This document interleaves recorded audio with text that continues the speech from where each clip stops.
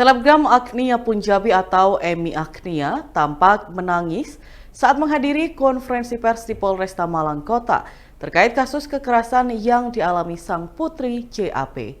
Diketahui JAP yang tengah berusia 3 tahun tersebut menjadi korban penganiayaan dari pengasuhnya yakni IPS.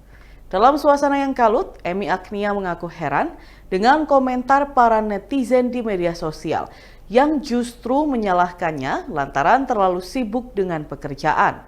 Ia dianggap terlalu mementingkan pekerjaan sehingga anaknya dalam pengasuhan babysitter di waktu subuh.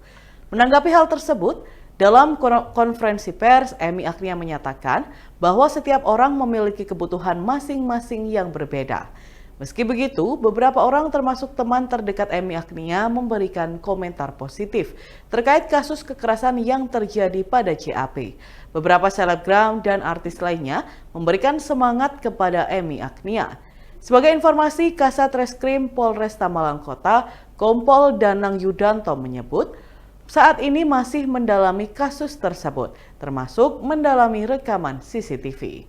Pihak kepolisian juga akan melakukan pemeriksaan terhadap kejiwaan IPS. Terkini, akibat perbuatan IPS yang jengkel terhadap JAP, ia telah ditetapkan sebagai tersangka kasus kekerasan terhadap anak dan kini sudah ditahan. IPS pun terancam hukuman 5 tahun penjara. Oknum TNI Angkatan Laut yang melakukan pembunuhan terhadap calon siswa Bintara TNI telah ditetapkan sebagai tersangka. Ternyata oknum TNI bernama Serda Adan Aryan Marsal itu melancarkan aksinya bersama seorang teman.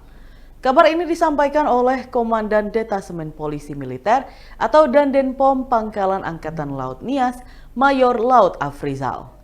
Adan ditetapkan sebagai tersangka sejak 28 Maret 2024 oleh Denpom setelah pembunuhan yang dilakukannya terbongkar. Setelah ditetapkan sebagai tersangka, Serda Adan dikirim ke Lantamal 2 Padang. Menurut Dandenpom, proses hukum dan penyelidikan dilanjutkan oleh Lantamal 2 Padang karena lokasi kejadian juga berlangsung di sana. Pamen TNI AL ini menjelaskan, pihaknya menerima laporan keluarga korban pada 27 Maret lalu. Setelah menerima laporan, ia langsung memeriksa tersangka. Awalnya pelaku tidak mengakui perbuatannya. Namun setelah diselidiki lebih dalam, barulah ia mengaku sudah membunuh Iwan Sutrisman Telaum Banua. Pembunuhan itu dilakukan bersama temannya yang bernama Alvin.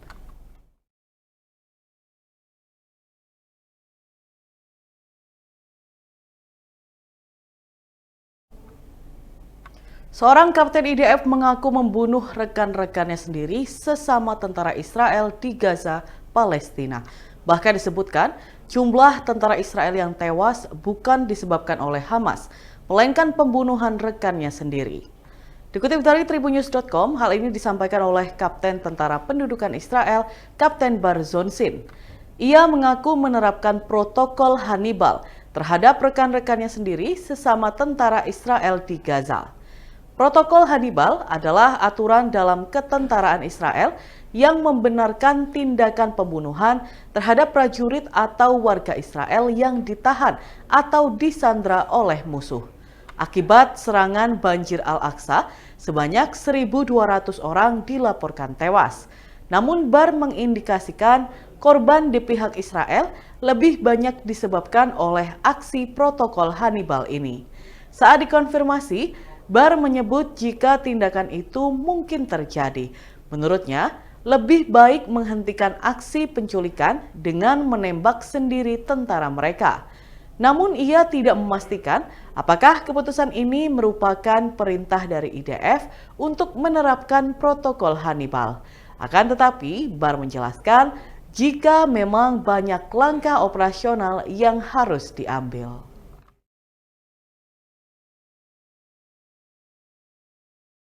Gerakan pangan murah yang digelar Badan Pangan Nasional atau Bappenas di depan Taman Makam Pahlawan Kota Kediri diserbu pembeli pada Senin 1 April 2024. ratusan pembeli berbagai komoditas yang dijual di bawah harga pasar itu menjadi daya tarik konsumen untuk membeli.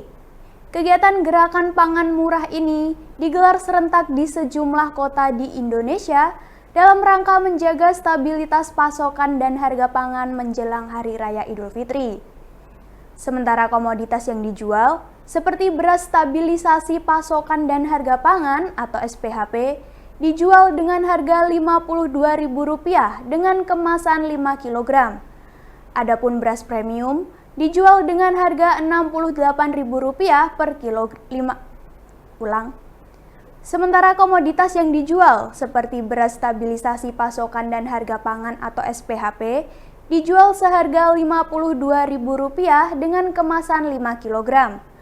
Adapun beras premium dijual dengan harga Rp68 per kilogram. Sementara komoditas yang dijual seperti beras stabilisasi pasokan dan harga pangan atau SPHP dijual seharga Rp52.000 dengan kemasan 5 kg. Adapun beras premium dijual dengan harga Rp68.000 per 5 kg. Beras zakat seharga Rp40.000 per pak dan minyak goreng seharga Rp16.000 per liter. Selain itu ada cabai yang dijual seharga Rp22.000 per kilogram, bawang Rp28.000 per kilogram, gula Rp15.500 per kilogram, telur Rp25.000 per kilogram, dan Selain itu ada cabai yang dijual seharga Rp22.000 per kilogram, bawang Rp28.000 per kilogram, gula Rp15.500 per kilogram, telur Rp25.000 per kilogram, dan sejumlah kebutuhan pokok lainnya. Sementara itu, Kepala Dinas Ketahanan Pangan dan Pertanian atau DKPP Kota Kediri, Muhammad Ridwan menjelaskan, gerakan pangan murah ini digelar serentak di seluruh Indonesia. Komoditas yang dijual pun merupakan kebutuhan pokok yang banyak dibutuhkan masyarakat seperti beras, gula, minyak goreng, cabai, dan sayur mayur yang dibutuhkan untuk menyambut Hari Raya Idul Fitri. Untuk pemerataan, terdapat pembatasan pembelian, yaitu satu pembeli beras SPHP maksimal 10 kg dan gula 2 kg. Salah satu pembeli bernama Dea mengaku sangat terbantu dengan diadakannya gelar pasar murah ini karena harganya lebih murah dibanding harga di pasaran. Sementara pembeli lain yaitu Anik, ia mengaku bisa berbelanja beras premium 3 bungkus isi 3 kg meskipun pembeliannya dibatasi. Dan Tribuners, berikut kita simak bersama video wawancara dari Dea dan Anik, pembeli di gerai gerakan pangan murah, serta Kepala DKPP Muhammad Ridwan.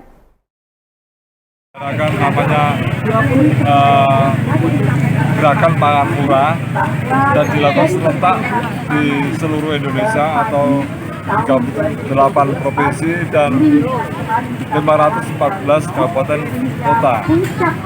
Yang kita jual tentunya adalah kebutuhan pokok yang hari ini kami perkirakan dibutuhkan oleh masyarakat. Khususnya beras, ada gula, ada minyak, dan sayur mayur, dan juga ada telur dan sebagainya yang khususnya dibutuhkan sekali lagi untuk kegiatan masyarakat menyambut Idul Fitri. Ada pembatasan, Pak? Ada pembatasan untuk beberapa item, yaitu gula sama beras SPHP. Jadi maksimal untuk beratnya beras SPHP ini 10 kg per pembeli, untuk gulanya 2 kg per pembeli. Beli telur sama minyak. Berapa telurnya? Telurnya beli 1 kilo, harganya Rp25.000. Kalau minyaknya 2 liter, harganya Rp32.800. Harga ini harga lebih murah di pasaran apa lebih mahal ini? Bapak Ibu, kami perkenalkan sekali lagi ya, untuk kami yang mengisi di gerakan pangan murah, kami informasikan dari sebelah timur ada gula pasir, tapi dengan adanya pasar murah ini merasa terbantu ini ya? utuh, harga Oke. Beras premium Berapa harganya? 3 kiloan saya beli 3. Oh, udah dibatasi ya? Boleh? Dibatasi hanya 3 untuk yang 3 kiloan. Kemasan 5 kilogram? Yang untuk yang 5 kiloan dibatasi hanya 2. Oh iya. Terus beli apa lagi? Gimana Pak? Beli apa lagi selain itu? Udah ini sementara berasnya dulu aja. Oh iya. Satreskrim Polres Malang telah mengamankan 2 terduga pelaku pembunuhan di Desa Mangliawan, Kecamatan Pakis, Kabupaten Malang pada Minggu 31 Maret 2024 malam.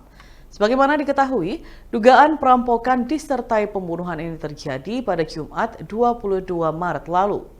Korban Sri Agus Iswanto, 60 tahun, tewas dengan keadaan mengenaskan.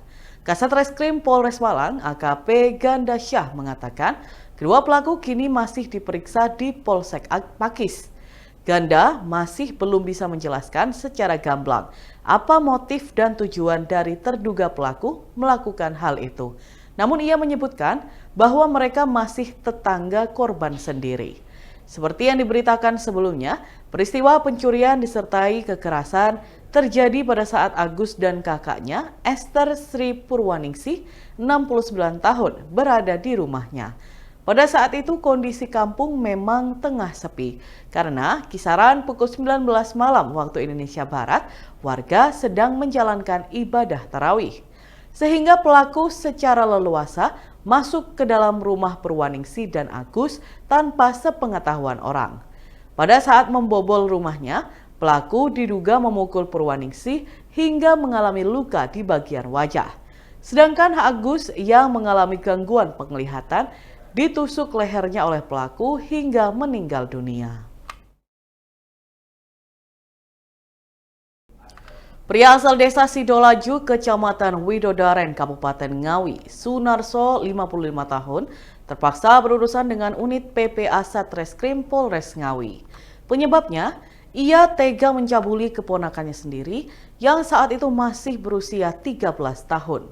Bahkan perbuatan itu dilakukan pelaku selama 10 tahun.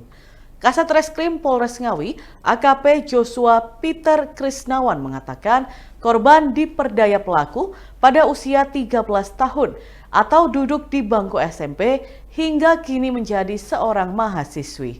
AKP Joshua menjelaskan pada Senin 1 April 2024. Pelaku diamankan di rumahnya pada Maret 2024 setelah korban didampingi kerabatnya melaporkan pelaku ke pihak kepolisian pada akhir Februari 2024. Dirinya menerangkan barang bukti yang diamankan yakni sarung milik tersangka dan pakaian dalam korban. Diketahui korban tinggal di rumah pelaku yang merupakan pamannya sejak ibunya meninggal pada 2009 lalu. Ayah korban tinggal di tempat yang jauh setelah menikah lagi. Semenjak itulah dimulai tahun 2014, korban mengalami kekerasan seksual dari sang paman hingga terakhir Januari 2024. Korban tidak berani menolak karena pelaku mengancam jika korban melawan, maka biaya kuliah korban tidak akan diberikan. Pelaku melakukan aksinya saat kondisi rumah tengah sepi. AKP Joshua menuturkan, pelaku diketahui sudah beristri dan memiliki 2 anak serta cucu. Kedua anak pelaku juga sudah berkeluarga, namun tinggal beda rumah. Pelaku hanya bisa pasrah saat digelandang polisi ke ruang pemeriksaan. Hingga kini polisi pun masih melakukan pemeriksaan lebih lanjut.